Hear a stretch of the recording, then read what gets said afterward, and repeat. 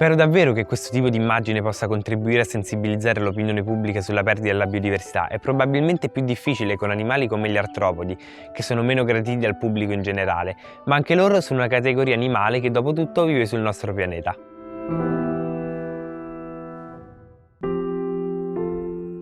When you look at that image, the message that it carries, it's a very strong conservation message. You have this tiny insect that depends on the forest for its survival, and then you have this massive caterpillar bulldozing its home. And this tiny creature looks like, you don't see the eyes, but the way it looks at that bulldozer, you can feel the pain that it's facing. Storytelling, vision, photographic understanding, again, endeavour, creativity, but mostly it's the narrative. It's such an important image. Ero infatti con alcuni amici in questa legnaia alla ricerca di coleotteri quando abbiamo trovato questo esemplare di Morimmus asper su un ceppo di legno. Guardando sullo sfondo ho visto una macchina taglialegna e ho pensato di provare a mettere insieme queste due figure che rappresentano due mondi in contrasto tra di loro. Understanding narrative, it takes time.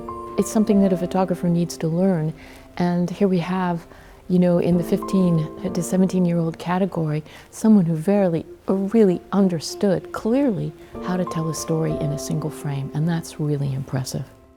La storia che voglio raccontare con questa fotografia riguarda il rapporto tra la fauna selvatica e le azioni umane. In questa foto c'è infatti un cerambicide e una macchina che taglia il suo habitat, ma questo riflette la storia di migliaia di altre specie, alcune delle quali sono più minacciate o con una distribuzione molto più piccola. Quindi vorrei evidenziare questo rapporto problematico tra la natura e noi esseri umani, che nel tempo non porterà nulla di buono se non agiamo per migliorarlo. Well, I think it's spectacular because insects are not usually given a personality, and this insect appears to be looking regretfully at the things which are destroying its home. It makes a very powerful statement to us that this insect has been living inside this piece of wood for many years as a larva, is hatched out, and the first thing that it sees is a machine which is going to destroy the forest.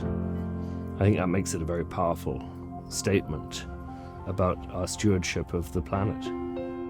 Dobbiamo cercare di aiutare questo grande insieme di specie e penso che sia necessario lavorare per aumentare la consapevolezza tra le persone.